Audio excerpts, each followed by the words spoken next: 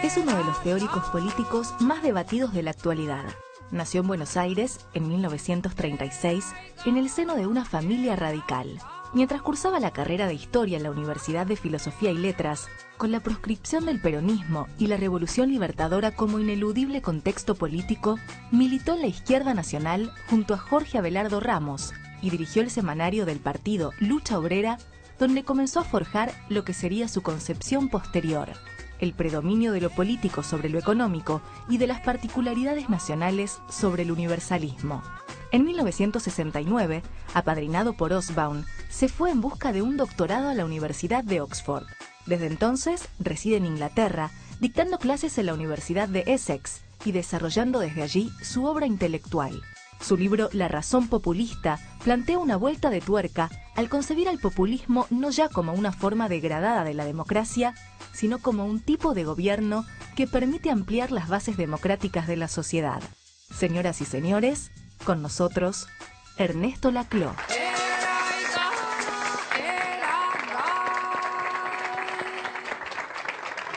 ¿Cómo estás? ¿Qué tal? ¿Cómo te va? Bien. ¿Cómo estás? Bueno, bienvenido. Ya hemos compartido algunos paneles juntos, ¿no? O sea, Así es, y otras experiencias. y otros combates. Y otros combates, exactamente. Bueno, bienvenido. Bueno, quería decirte y decirle a los espectadores que nos acompañan, como es habitual, alumnos de distintas carreras y universidades. Nos acompañan alumnos de Flaxo, de Maestría Política, de la Universidad de El Salvador, Relaciones Internacionales y Ciencias Políticas, y de la Universidad de Morón, de la carrera de Periodismo, que como es habitual, en el último bloque van a ser ellos los que hagan algunas preguntas. Bueno, Ernesto, la costumbre nuestra es en este programa tratar de develar cómo se llega a ser quien uno es, en este caso, quién sos. Y sin duda alguna de esas claves están en la vida, ¿no? En ese misterioso camino que se recorre para llegar a un punto que te ha puesto en el lugar que tenés y que te ubica como uno de los grandes pensadores políticos y filosóficos del momento. Bueno. Vos venís de una familia de tradición irigoyenista. Exactamente, sí. Mi padre era radical, tuvo que exiliarse durante la dictadura de Uriburu, participó en el levantamiento del general Severo Toranzo y después en el levantamiento de Pomar en Corrientes. Tenía que escapar constantemente del país. El diario lo llamaban el doctor Polvorosa. ¿Por qué? Porque los jóvenes no saben la palabra polvorosa qué quiere decir, ¿no? Bueno, creo que más o menos la saben. Sí. Pero, y bueno, esa fue su trayectoria, fue radical toda su vida. Después fue embajador de Ilia en Dinamarca y bueno, ha tenido una cierta trayectoria. Esas rebeldías irigoyenistas lo pusieron seguramente cerca y en amistad con uno de los irigoyenistas rebeldes de la época, que fue Arturo Jauretche. Sí, eran muy amigos con Arturo Jauretche. Yo lo conocía a don Arturo perfectamente bien, venía bastante seguido a mi casa. ¿Tuvo alguna influencia Jauretche en aquellos tiempos, en vos o en parte de tu vida? Mira, ha tenido una cierta influencia, yo no me acuerdo el año exactamente, debe haber sido el 57 o el 58, más probablemente el 58, dado el contexto. Una vez me encontré ahí en la confitería Petit Café con mi padre y Jauretche y bueno, estuvimos conversando. Después, cuando nos despedimos, Jauretche me dijo, yo tenía 21 años, 22 años, me dijo: vení muchacho, acompáñame a caminar unas cuadras. Y entonces fuimos a caminar unas cuadras y me empezó a desarrollar todo un discurso Me acuerdo que fuimos caminando por Santa Fe hasta Plaza San Martín, después tomamos Florida y nos despedimos en Diagonal Norte. Y me decía, lo que pasa es que los conceptos aíslan, mientras que los nombres son lo que da un sentido a las cosas. Y entonces tenía un discurso sumamente elaborado, bueno, yo lo escuché. 15 años después yo estaba en Oxford y estaba leyendo la teoría de los antidescriptivistas, que es una teoría de filosofía analítica sumamente compleja, y yo la entendí en un flash, porque Jauretche me había contado todo el argumento 15 años antes, o desde luego sin conocer nada de esto. Haciendo un salto enorme, gigantesco, ¿no pensás que de alguna manera se parece más Jauretche a los viejos filósofos que caminaban la calle, como esta descripción que haces, que la idea que hoy tiene de un filósofo actual uno? Probablemente, sí, sí. Porque de él se decía despectivamente que era un parasociólogo, porque no era un sociólogo académico. Y él decía que sí, que era un parasociólogo, porque cada vez que veía que un sociólogo exageraba o se volvía muy hermético, le decía, pará, sociólogo, pará. Digamos, él siempre fue parasociólogo, parafilósofo. Sí. Vos ingresaste a la Universidad de Buenos Aires en 1954. Exactamente. Que es el último año del peronismo. Fue el último año del peronismo, bueno, el penúltimo año, el 55. Sí, el último, sí, claro, exactamente, el penúltimo. Hay una relación conflictiva, obviamente, entre ese peronismo y la universidad. Me gustaría un poquito que me recuerdes las impresiones tuyas en torno a esa tensión tan característica del periodo entre peronismo, universidad, clase media. Bueno, el peronismo no tuvo una buena política hacia las universidades. El peronismo en la universidad se inclinó claramente por los sectores católicos más reaccionarios. O sea que lo que fue el peronismo universitario en esos años es algo que tiene poco que ver con el peronismo histórico que hemos nosotros apoyado después en un sentido político más amplio. La universidad no era una buena universidad, la universidad peronista, y de todos modos yo lo que vi fue el último coletazo, estuve el último año allí, y después comenzó un proceso enteramente distinto.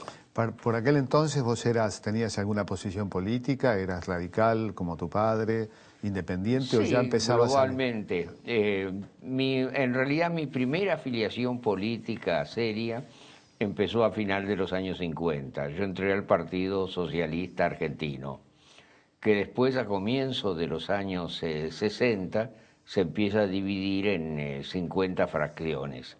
Y yo terminé en la fracción más radical, que era el Partido Socialista Argentino de Vanguardia, que tenía un discurso absolutamente marxista-leninista. Pero ahí había todo tipo de conflictos. Yo no me sentía para nada bien allí.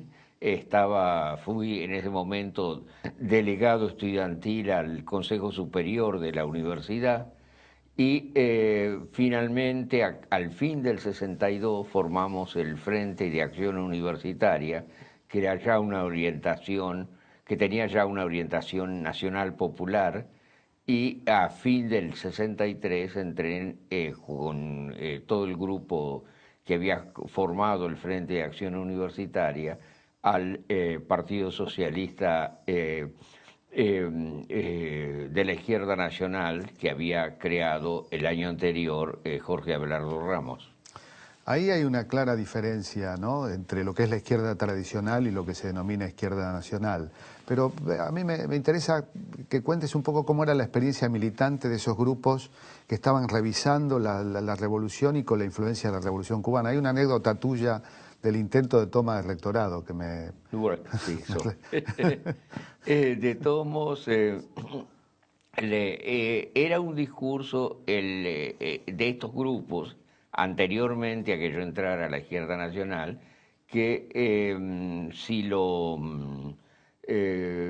puedo calificar así, yo diría que era una radicalización en el vacío, porque había todo un discurso extremadamente izquierdista, pero de otro lado no había objetivos políticos concretos respecto al país. Entonces era un discurso que esa radicalización en el vacío llevaba estrictamente a nada. En la Izquierda Nacional había otro tipo de perspectiva, obviamente. ¿Eso giraba en torno a la visión del peronismo, por ejemplo? Bueno, el peronismo era un tema controvertido, porque todo el mundo en ese momento comenzaba a oscilar en la dirección de un apoyo político al peronismo, pero ese apoyo no se basaba en fundamentos ideológicos demasiado elaborados. Por ejemplo, todo el mundo apoyó la candidatura de Framini en el año 62, pero las razones por las cuales se lo hacía no eran claras para nadie. Hay dos tensiones en ese momento, ¿no? Una en torno al peronismo, otra en torno a la Revolución Cubana. Sí. Las dos cosas empezaron a conjugarse en la experiencia argentina de la época.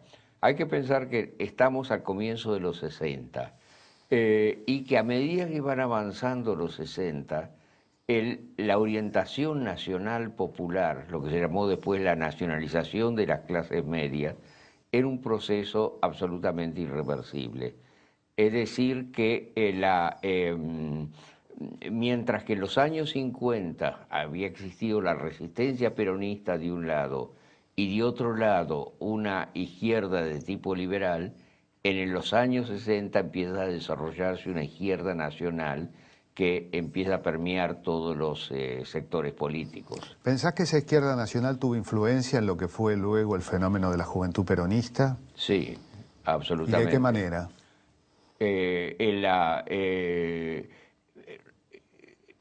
La juventud peronista empieza a desarrollarse en esos años. Lo que pasa es que la juventud peronista en los años 60 y 70 es la conjugación de dos elementos que hoy afortunadamente se han diferenciado. Por un lado existía lo nacional popular, que era el imaginario político del seventismo. Por el otro lado estaba toda la orientación militarista. Hoy día tenemos el ideal del seventismo, yo creo que el gobierno actual lo encarna claramente, pero el momento del militarismo ha desaparecido, lo cual es absolutamente positivo. Es decir, que de alguna manera somos una continuidad y una discontinuidad con lo que se dio en esos años. Ahí comienza el viaje más largo de tu vida. Vos vivís hace 42 años en Inglaterra, en Londres. Exactamente, sí. ¿Cómo empezó ese camino? ¿Cómo fue que diste los primeros pasos? Bueno, yo fui nombrado en 1966 profesor de la Universidad de Tucumán, después de haberme recibido. 1966. 66, sí. Mal momento. Universidad en 54, siempre los años. Sí, y bueno, lo que ocurrió fue que después de 6 meses vino el golpe de Onganía. Entonces, que no fue un golpe terriblemente represivo, pero de todos modos expulsaron a 1000 profesores de la universidad. Entonces, después de 6 meses perdí mi cargo. Fui a trabajar al Instituto Di Tella y en el proyecto de investigación en el cual yo trabajaba, el asesor era Eric Hobsbawm, el historiador inglés, que le gustó mucho mi trabajo, y entonces me preguntó si quería que él me consiguiera una beca de Oxford para ir a hacer mi doctorado allá. Y yo acepté, y así fue como fui a Inglaterra. Y estuve después por volver a la...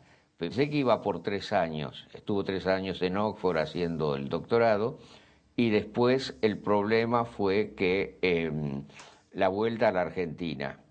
Y en ese momento, cuando se dio la apertura democrática, en el 73, yo estaba preparado para arreglar mis valijas y volver al país. Tuve varias ofertas de trabajo, pero por una serie de cosas circunstanciales se postergó la vuelta por 1 año y medio. Y en 1 año y medio ya la situación había evolucionado con las 3A, con la crisis del gobierno de Isabelita y finalmente con el golpe de Estado. O sea que empecé a volver a la Argentina regularmente, solamente en el 84. Hay siempre una relación entre la evolución del pensamiento y las vivencias históricas. Sí. ¿Cuáles pensás que fueron en ese periodo amplio que va del 66 en adelante los hechos que te marcaron, tanto como fenómenos argentinos como internacionales? Mira, yo creo que la experiencia fundamental de mi vida desde el punto de vista político fue la experiencia del peronismo, porque en los años 60 nos dábamos cuenta perfectamente que la idea puramente marxista de la lucha de clases no servía para identificar lo que estaba pasando en el país, que había un fenómeno de masas que absolutamente superaba esos límites históricos.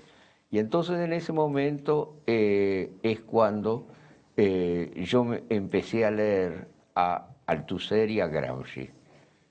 De Althusser lo que me impactó fue la idea de que la contradicción de clases está siempre sobredeterminada. Es decir, que hay algo que la supera, que la rebasa. Y de Gramsci vino todo el impacto de la noción de lo nacional y popular. Entonces, esa experiencia fue una experiencia muy determinante en mi vida.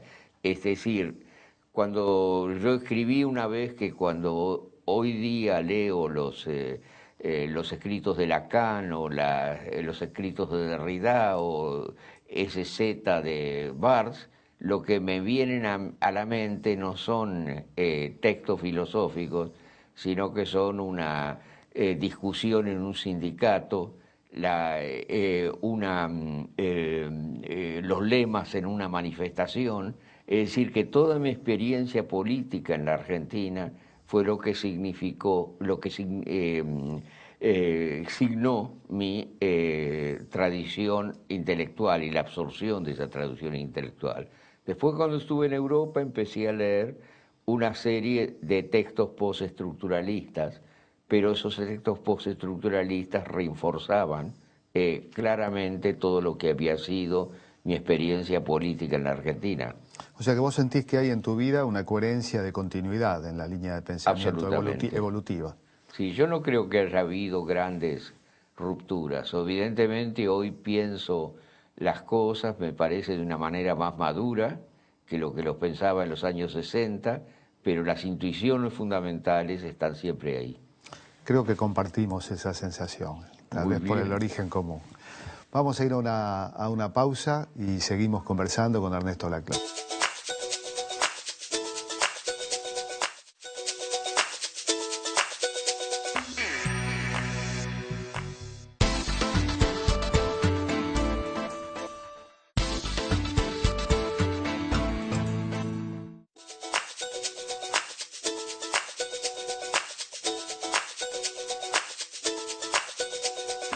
Hablábamos de esa transición, ¿no?, de tu pensamiento.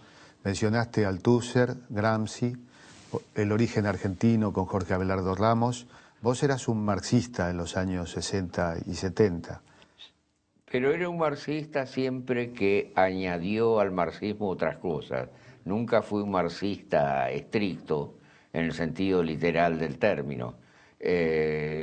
Como te decía, yo vengo del irigoyenismo, de una familia irigoyenista, o sea que el sentido de lo nacional y popular es algo que mamé en la cuna, o sea que siempre añadí al marxismo algo diferente. Y en el momento en el cual empecé a estudiar a Gramsci sistemáticamente, todo ese lado de lo nacional popular, que es tan importante en la percepción gramsciana, fue muy determinante. Entre ese periodo y la caída del muro y la caída de la Unión Soviética entra en crisis también una línea del pensamiento marxista, que es la idea de la hegemonía del proletariado, el partido de la clase obrera, que luego deriva en el estalinismo. Todas esas evidencias históricas consolidaron también líneas de tu pensamiento. Digamos que yo nunca tuve mucha confianza en esa idea de la centralidad del proletariado que el marxismo clásico planteaba, incluso antes, mucho antes de la caída del muro de Berlín. Hegemonía y estrategia socialista, el libro que escribimos con Chantal Mouffe, se publicó en 1985 y ya la idea de una centralidad de iure del proletariado era algo que estábamos poniendo absolutamente en cuestión. Hay un libro, Emancipación y Diferencia. ¿De qué época es? Eso es de mitad de los años 90. Ahí hay un concepto tuyo que a mí me gustaría que expliques, que es el concepto de significante vacío, que se puede relacionar con el de hegemonía. Explicarlo de una manera que podamos asirlo, si es posible, de la mejor manera. Sí, bueno, te doy un ejemplo de un artículo que se publicó en esos años, en el cual se afirma, se da el siguiente ejemplo. Supongamos que en una localidad hay un grupo de obreros, un grupo de vecinos, digamos, que pide a la municipalidad que se cree una línea de ómnibus para llevarlos desde el lugar donde ellos están viviendo al lugar donde ellos trabajan. Si la municipalidad acepta la propuesta, no hay problema, pero si no la acepta, ahí hay una demanda frustrada. Y si esa gente que tiene esa demanda frustrada ve que hay otras demandas que se refieren a la vivienda, que se refieren a la salud, que se refieren a la escolaridad, etcétera, que también son frustradas, entre todas estas demandas empieza a construirse lo que llamamos una cadena de equivalencias, y toda la gente empieza a ver que todas esas demandas son un acervo común frente al poder. Y al final se empieza a crear una frontera entre el poder y las demandas que han sido rechazadas. Ahora, en cierto momento una demanda empieza a adquirir una centralidad. Por ejemplo, en Solidaridad en Polonia, vos tenés que las demandas, una serie de demandas que al principio eran las demandas de los obreros de los astilleros Lenin en Dansk, son rechazadas. Pero por el hecho mismo de que esas demandas tienen lugar en una sociedad en la cual muchas otras demandas también son frustradas, esas demandas empiezan a adquirir una cierta centralidad.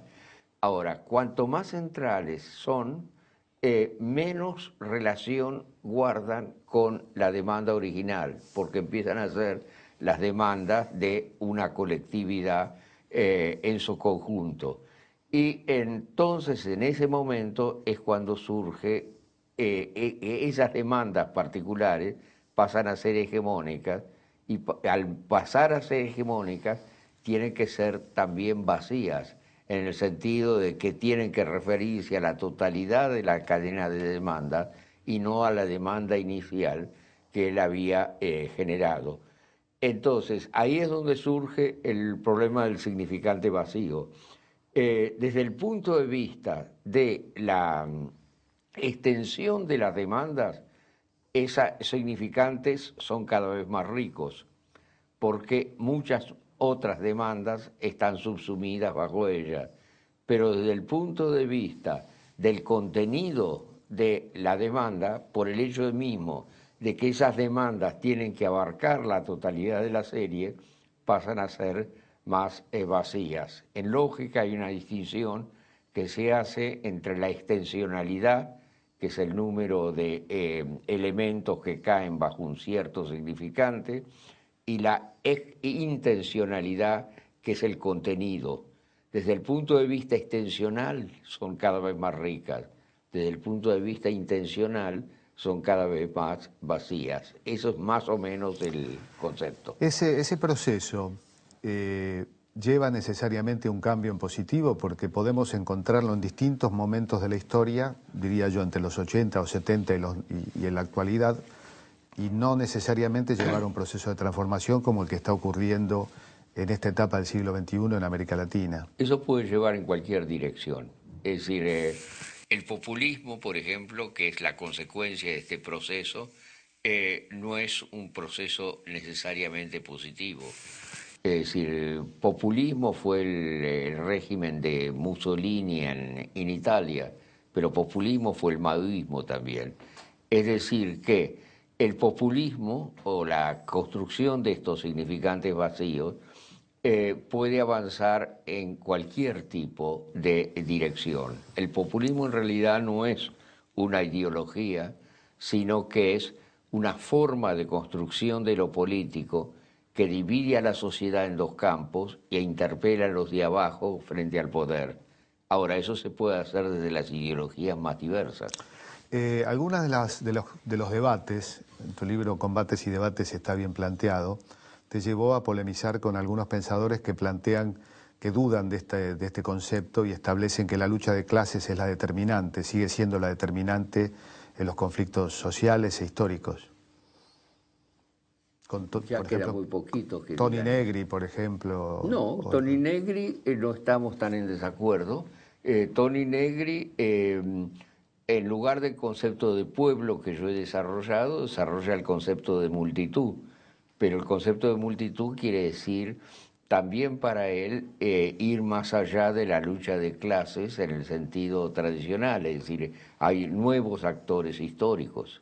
En tu libro La razón populista, de alguna manera, si bien estableces que el populismo no es necesariamente positivo en sí mismo, hay una reivindicación de los fenómenos populistas latinoamericanos. Sí, yo creo que, por ejemplo, ahí hay dos posiciones con las que yo disentiría. Está en primer lugar la posición liberal que dice toda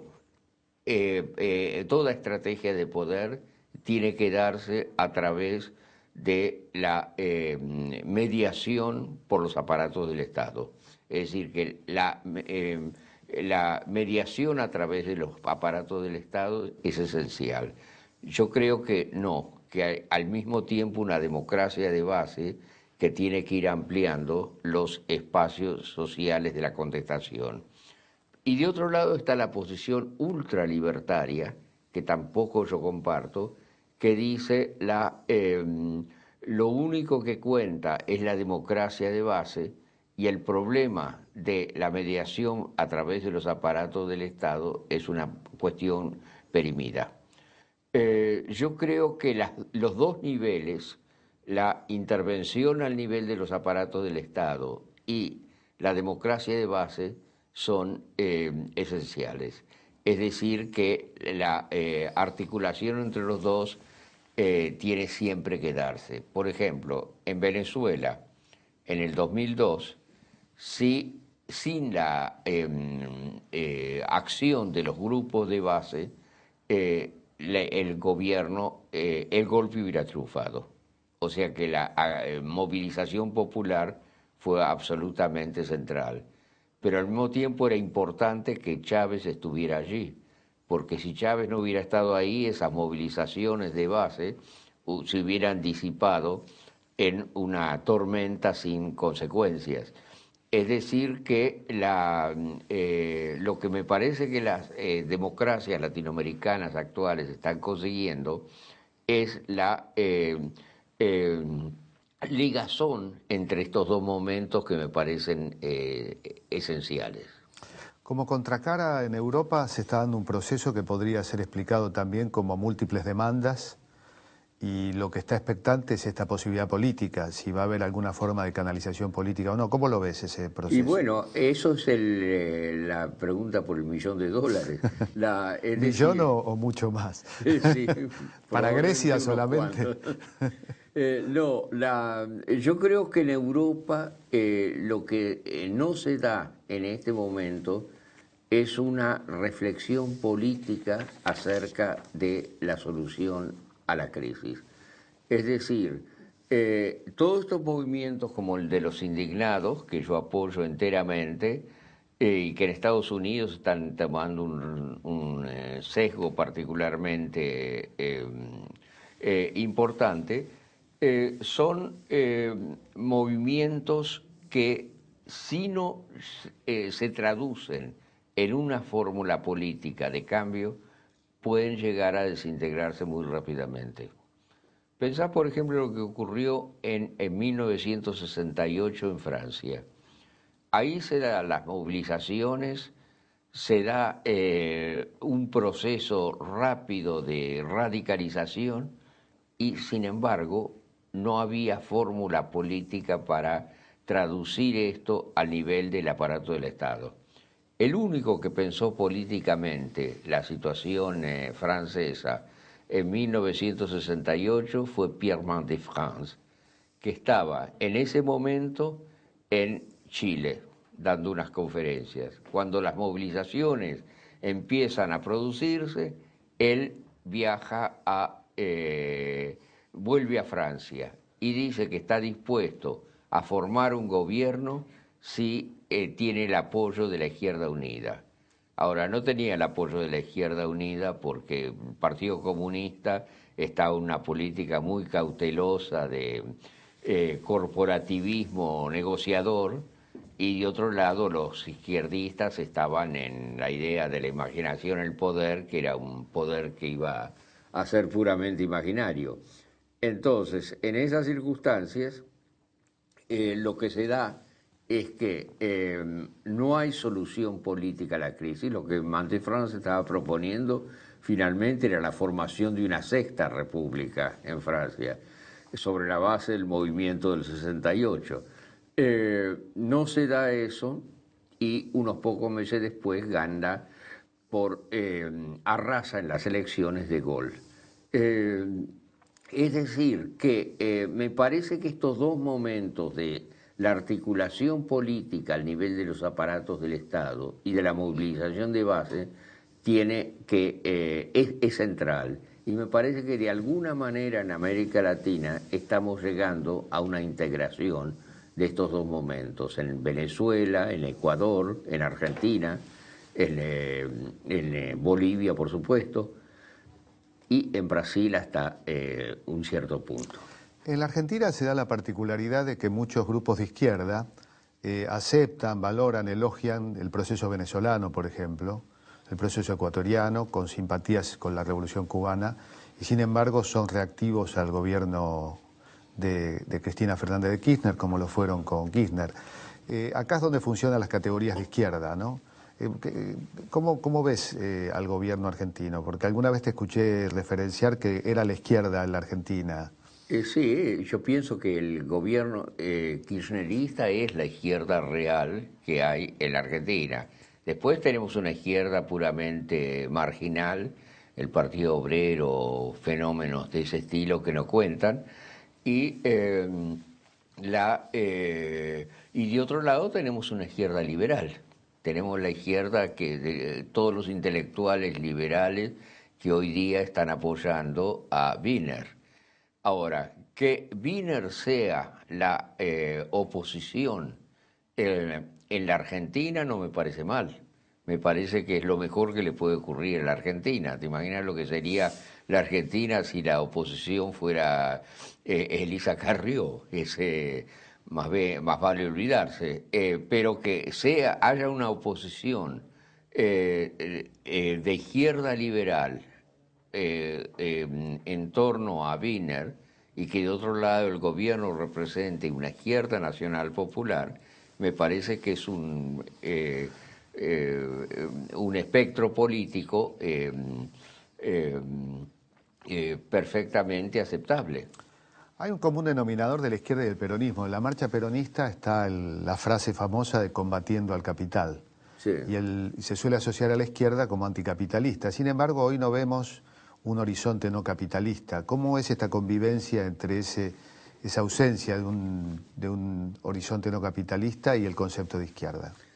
Bueno, yo creo que en primer lugar ese no es un problema argentino, es un problema de tipo más general, de cómo la izquierda va a pensarse hoy día. Yo creo que hoy día tenemos que ir más allá de las fronteras que dividían capitalismo y socialismo, y por socialismo se entendía un socialismo burocrático, y por capitalismo algo basado en la empresa privada y demás.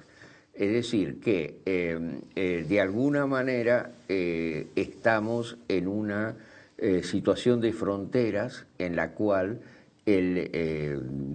una nueva izquierda tiene que pensarse no simplemente como una izquierda estatista, pero como una izquierda que introduzca el elemento de la regulación dentro del proceso productivo. Eso no va a eliminar enteramente la propiedad privada, pero va a regularla en un sentido nuevo. Algo así como la institucionalización de las múltiples demandas en el corpus estatal. Exactamente. Yo creo que esa es la dirección en que tenemos que estarnos moviendo. Bueno, te decía al principio que nos acompañan alumnos de distintas escuelas y universidades. Vamos a ir al tercer bloque y con él a las preguntas que van a hacer los alumnos. Perfecto, lo que son, como decía Las más difíciles. Sherlock Holmes, lo que son indiscretas no son las preguntas, sino las respuestas.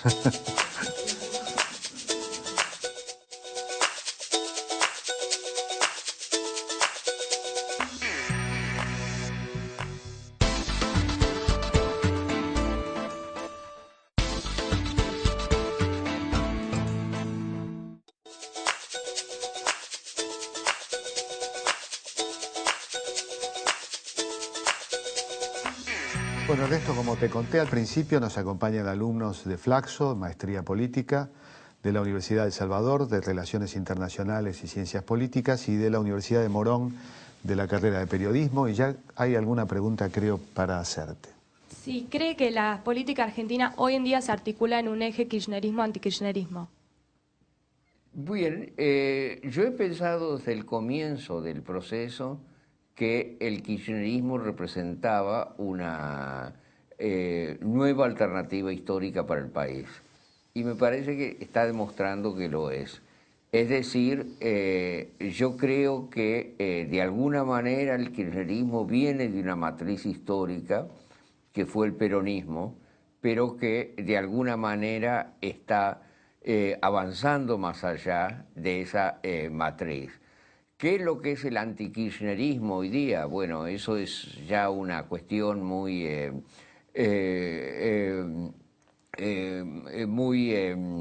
compleja. Es decir, el antikirchnerismo significa la constitución de una alternativa antinacional para el país.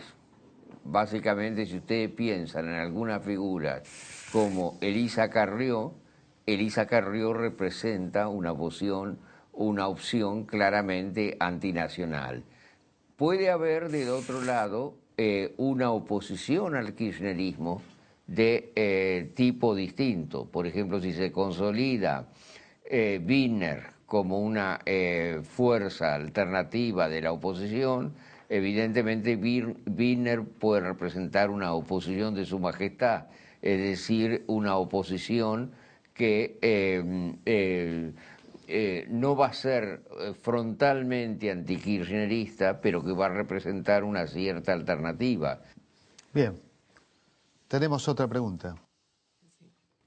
Conociendo un poco su tradición familiar irigoyenista, querría saber por qué considera usted que la Unión Cívica Radical ha perdido tanto caudal electoral a lo largo de todo este tiempo. Sí, bueno, yo diría básicamente porque son tontos, pero podemos decir algo más que eso. El radicalismo representó un momento de constitución de lo nacional popular eh, anterior al proceso de industrialización masiva que se da en los años 30. Cuando empieza a surgir una clase obrera industrial eh, de un tipo completamente distinta de aquello que el radicalismo había absorbido, el radicalismo se muestra incapaz de absorber a estos sectores. Entonces, esos sectores empiezan a expresarse políticamente a través del peronismo. La posibilidad del radicalismo de transformarse en una fuerza hegemónica de los nuevos sectores sociales siempre se reveló insuficiente. Es decir, desde los años 30 en adelante el radicalismo pierde la centralidad política que antes había tenido. Y en los últimos años, además, ha cometido una serie de errores políticos que han acentuado el proceso de declinación. Pero más allá de eso no podría decir nada. Tenemos otra pregunta. En una entrevista de no hace mucho, usted dijo que la imagen latinoamericana en Europa no era muy buena. Quería saber cuál era esa apreciación o qué lectura había hecho usted de la visión europea sobre la región. Europa no entiende la naturaleza de los fenómenos nacional populares latinoamericanos. Y ahí yo creo que hay que hacer una observación de tipo más general. En Europa, el régimen parlamentarista ha sido la forma histórica de expresión de la oposición al autoritarismo real. Por ejemplo, el parlamentarismo inglés, en Inglaterra el Parlamento representa la institución democrática por excelencia. En América Latina los regímenes políticos no se constituyeron de esa manera. Tenemos regímenes parlamentarios desde mediados del siglo XIX, pero esos regímenes representaban el poder de oligarquías regionales de tipo clientelístico. El resultado es que ha habido un divorcio en América Latina entre la participación democrática de las masas y los regímenes liberales. Liberalismo y democracia han estado tradicionalmente cindidos en la experiencia latinoamericana. Ahora, eso se ha expresado en América Latina en el hecho de un presidencialismo fuerte. Y ese presidencialismo fuerte es la expresión de un poder antioligárquico, mientras que las oligarquías se han expresado tradicionalmente a través de la parlamentarización del poder.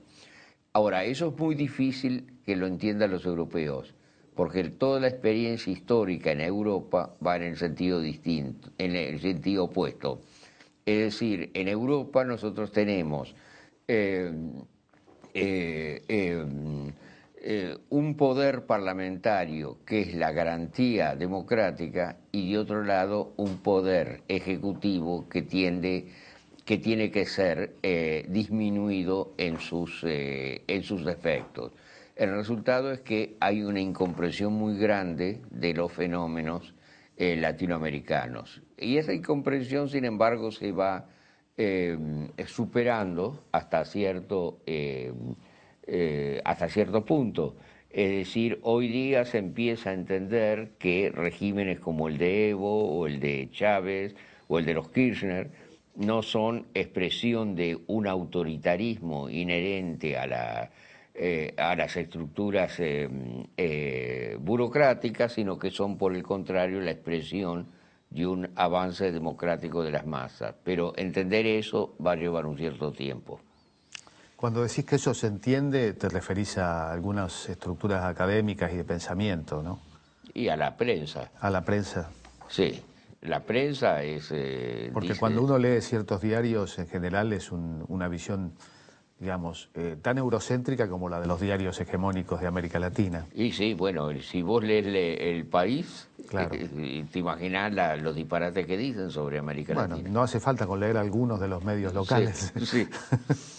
Bueno, ¿hay alguna otra pregunta? Sí, acá.